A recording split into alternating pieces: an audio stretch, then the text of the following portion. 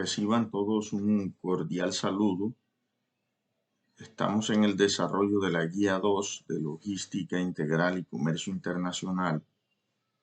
Los integrantes de este equipo son Paula Andrea Montealegre Ramírez, Alba Juliet Saavedra Espitia y quien les habla, Paul Ernesto González Sierra.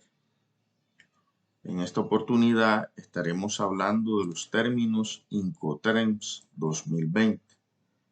Vamos a iniciar diciendo qué son los términos Incoterms. Bueno, son un conjunto de reglas para la interpretación de los términos más utilizados en el comercio internacional. Procuran evitar o al menos reducir los conflictos entre las partes. ¿Cuál es el alcance de los términos o de las reglas Incoterms? Está limitado al ámbito de los derechos y obligaciones de las partes, comprador y vendedor, de un contrato de compraventa, con respecto a la entrega de las mercaderías vendidas. Pueden ser bienes tangibles. Ahora, ¿cuál es el objetivo principal? El objetivo principal de las reglas Incoterms es tanto facilitar la operatividad de las transacciones de comercio internacional como establecer un conjunto de términos y reglas que determinen los derechos y las obligaciones tanto del vendedor como del comprador. Es importante mencionar que las reglas Incoterms generalmente son revisadas y actualizadas en un periodo de cada 10 años por la Cámara de Comercio Internacional. Continuamos con qué regulan los Incoterms. Bueno, regulan en qué momento y en qué lugar se produce la transferencia de riesgos. También regulan la mercancía del vendedor al comprador. Otro aspecto que regulan es el lugar de entrega de la mercancía. ¿Quién contrata y paga los gastos de transporte y seguro? Y por último, y no menos importante, ¿qué documentación tienen que tramitar cada una de las partes? En ese sentido, aspectos como el embalaje y la carga de la mercancía, el transporte, el cumplimiento de la entrega, los despachos de aduanas, el seguro de transporte y la documentación requerida en cada operación se reflejan e influyen en la regla que se pacta o pactada en cada operación de compraventa.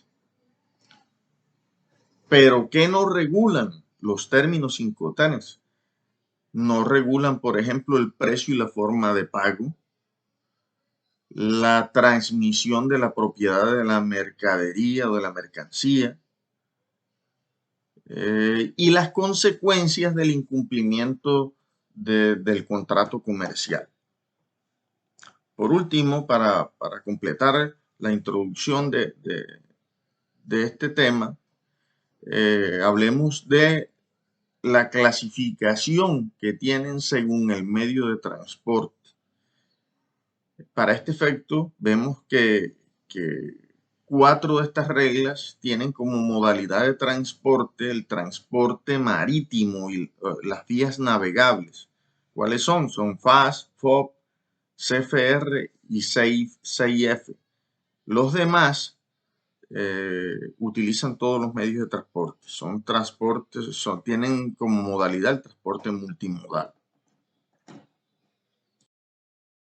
A continuación, entonces, analizaremos el cuadro comparativo de los términos Incoterms legislado por la Cámara de Comercio Internacional. Pues básicamente, ¿qué son los términos Incoterms? Son reglas fundamentales que sigue el comercio internacional para hacer más fácil las relaciones comerciales entre partes implicadas, en este caso son el vendedor y el comprador, y delimita entre ellos las responsabilidades de la compraventa de servicios. y especifica el lugar de transferencia de las mercancías y hasta dónde va pues nuestras responsabilidades. Iniciamos con los términos Incoterms del año 2000. Tenemos 13 términos Incoterms: el SWORD, FCA, FAS, FOB, CFR, CIF, CPT, CIP, DAF, DEX, DEQ, DDU y DDP, así como los pueden ver acá en el cuadro. Los términos multimodales son los que están sombreados con color verde y los términos Incoterms marítimos son los que están en la casillita blanca. ¿Cómo comenzaron los términos Incoterms? Básicamente, aunque los orígenes del Incoterm FOB, Free On Board, el primero que debe ser creado, se remontan a más de 200 años atrás, los Incoterms como tal fueron creados por la Cámara de Comercio Internacional en el 1936. Desde entonces, la comunidad del transporte internacional ha sido testigo de múltiples cambios y nuevas ediciones de los Incoterms, como la del 53, la del 67 y 76.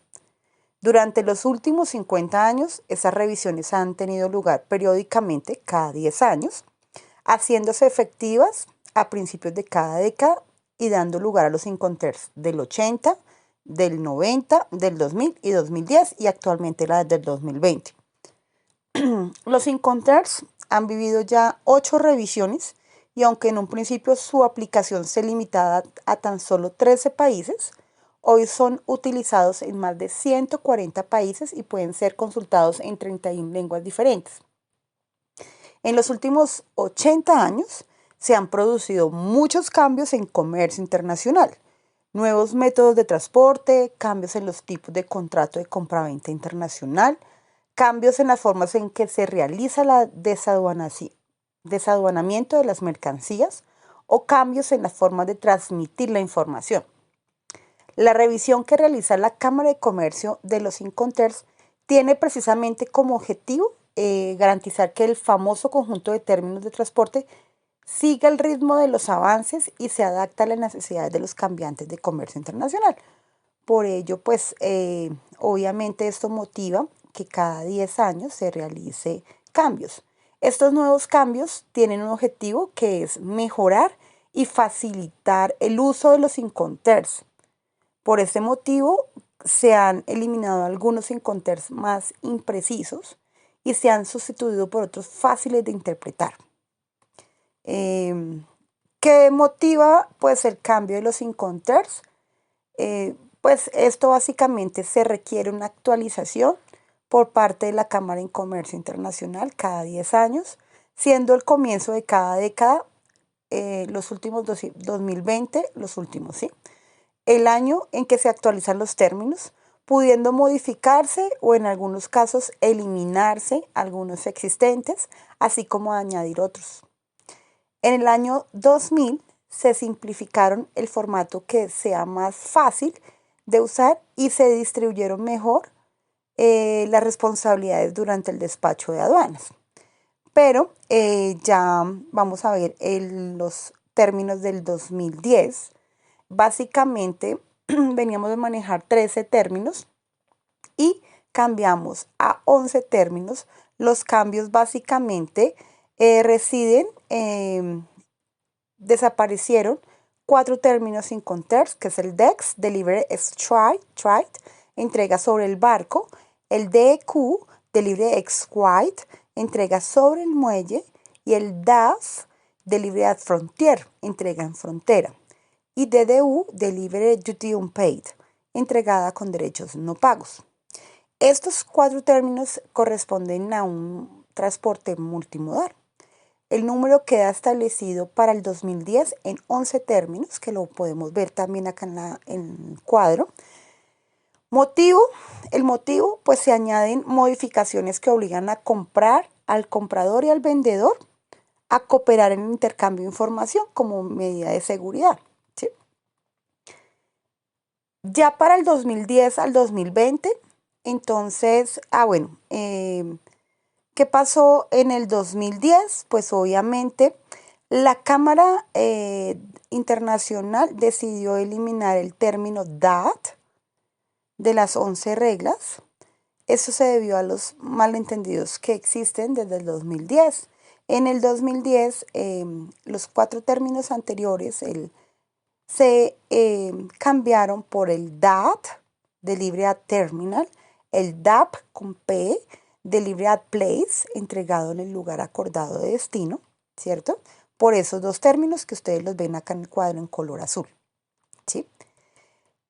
¿Qué radicó? Pues prácticamente malentendidos que existieron entre esos 2 términos. Desde el 2010, el lenguaje terminal impedía especificar un lugar acordado entre el importador y el exportador.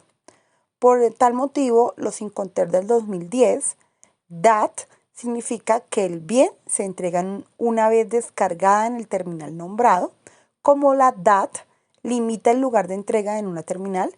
En los Incoterms 2020 se ha eliminado la referencia de la terminal para hacerla más general, ¿sí? Entonces, para el 2020, ¿qué término se ha reemplazado? Entonces, el nuevo Incoterms DPU sustituye al DAT. Como lo decíamos anteriormente, el DPU tiene las siguientes obligaciones para el exportador. Entonces, incluye embalar y transportar la mercancía hacia el puerto o la terminal de cruce, haciéndolo todos los trámites de exportación. En definitiva, entonces, en el año 2020, versión 2020, quedamos con 11 términos, los cuales incluye el grupo de las E, el S-Word. El grupo de las F queda constituido con el FCA, Free Carrier o libre transportista, el FAS, Free Alongside Ship o franco bordo del buque, el FOB, Free On Board o libre a bordo, el CFR es Cost, Freight, costo y flete, o el CIF, Cost, Insurance and Freight, o costo, seguro y flete. El CPT, Carrier Pay To, o transporte pagado hasta. El CIP, Cost, Insurance Pay To, o transporte seguro pagado hasta. Y finalmente, entonces, en los cambios, DPU, Delivery at Place, Unloaded, o entrega en lugar descargado del medio de transporte, ¿cierto? Y el DAP, Delivery at Place, o entrega en un lugar acordado. Finalmente, te contamos con el DDP, Delivery Duty Pay, o entrega con derechos pagados. Entonces, básicamente las 3 versiones en los últimos 3 años se han modificado en el grupo de las D, que básicamente se manejan en destino. Esas son las razones por las cuales pues la Cámara de Comercio Internacional pues realiza estos cambios, y para el año 2030 estaríamos esperando qué cambios se harán de acuerdo o acorde a las condiciones y tendencias del comercio internacional, conjugado con el tema de la logística y los medios de transporte. En la distribución física internacional debemos tener en cuenta que estos costos aplican para el origen, para el tránsito internacional y para el destino, y que pueden ser costos directos e indirectos. En cuanto a los costos de origen, tenemos los costos que son directos y los indirectos. En cuanto a los costos directos, tenemos el embalaje y toda la unitarización de la carga. También tenemos todos los costos de los agentes, esto es la gente de aduana, la gente de carga, la gente marítimo, que deben tener unas ciertas, cumplir con las normas, con la infraestructura, la idoneidad y la capacidad y la especialidad. Y bueno, pues son todos estos trámites que realiza el agente. Por ejemplo, el de aduana, todos los documentos de exportación, las declaraciones de exportación, planillas de ingreso, certificados de origen, entre otros. Los agentes de carga, todo lo relacionado con el flete, los recargos si hay en el flete, los cargos en origen, todos los documentos del transporte que se va a realizar. O si es un agente marítimo, también lo mismo, pero pues todos estos fletes a nivel marítimo. También tenemos costos en cuanto a la documentación. Entonces son toda esta documentación que debe ser exacta, claro, debe ser consistente, deben tener documentos de soporte, facturas comerciales, lista de empaque, certificados de origen, vistos buenos y demás. Los costos bancarios, que son todos estos relacionados con las condiciones de venta, los instrumentos, infraestructuras, intermediarios. También tenemos otro tipo de costos que son la manipulación local del exportador, que tiene que ver para cargar todas estas mercancías en el medio de transporte, para movilizarla de las instalaciones hasta el embarque de esto, y también pues todo el transporte que esto acarrea, las rutas, los tiempos, el peso y bueno, demás costos que están asociados. Y allí también tener en cuenta los seguros. Estos seguros también tienen que amparar pues este transporte hasta el lugar del embarque, para garantizar pues que la carga no tenga ningún problema. Adicionalmente, pues los costos de almacenamiento. Estos costos de almacenamiento o de acopio ordenado de la carga en un sitio bajo los parámetros técnicos que exige la mercancía, y mercancía que exige, por ejemplo, cadena de frío u otras que deben garantizar pues que están en las condiciones apropiadas para su posterior embarque. Todos los costos de manipuleo del preembarque y el embarque. En el preembarque son todos los movimientos que se realiza de la carga antes y después del transporte dentro del país exportador. Y el embarque hace referencia a tomar la carga desde la losa del muelle de un barco, de un avión o el medio de transporte internacional que se vaya a utilizar. Eso en cuanto a los costos directos. En cuanto a los costos indirectos, tenemos todos los costos administrativos. Entonces, estos costos administrativos son los que se incurren para llevar a cabo las operaciones relacionadas con la exportación o la importación de mercancías. Son todos los costos del tiempo del empleado en la gestión de esta exportación. Todas las comunicaciones, desplazamientos, toda la gestión durante el periodo que sea comprendido entre la preparación del embarque. Entonces estos son todos estos costos indirectos, y pues también el capital e inventario es otro costo indirecto que se tiene en este transporte. Ahora, en cuanto a los costos en tránsito internacional, dentro de los directos encontramos toda la manipulación en el lugar de embarque, todo el transporte como tal que va desde el lugar de embarque hasta el lugar de desembarque, todo el seguro que se tiene entre el lugar de embarque y el desembarque internacional, el almacenamiento de esta carga, la manipulación en el lugar del desembarque internacional y también servicios aduaneros que se requieran. Y finalmente, pues estos costos en destino también tienen los costos que son directos e indirectos. Entre los directos, pues la manipulación en el lugar de desembarque, todos los agentes y los trámites aduaneros, igual que en estos costos en origen, pero pues ya para el destino. El almacenamiento transitorio también, como lo explicamos en la diapositiva de costos en origen, todo el transporte hasta el importador o hasta donde es el cliente, hasta el lugar en donde se va a llegar la mercancía para el cliente, y la manipulación en ese lugar, así como esa desunitarización, y todos los servicios bancarios que ya vimos cuáles eran. Y en costos indirectos, en los tres que hemos visto, tanto en origen como en transporte internacional como en destino, son los mismos, que son los administrativos y los de capital e inventario. Finalmente, en esta tabla podemos observar los costos según el Incoterm y el responsable de asumir estos costos. Entonces tenemos algunos costos aquí que hemos colocado en esta tabla, como el embalaje y la verificación, la carga, el transporte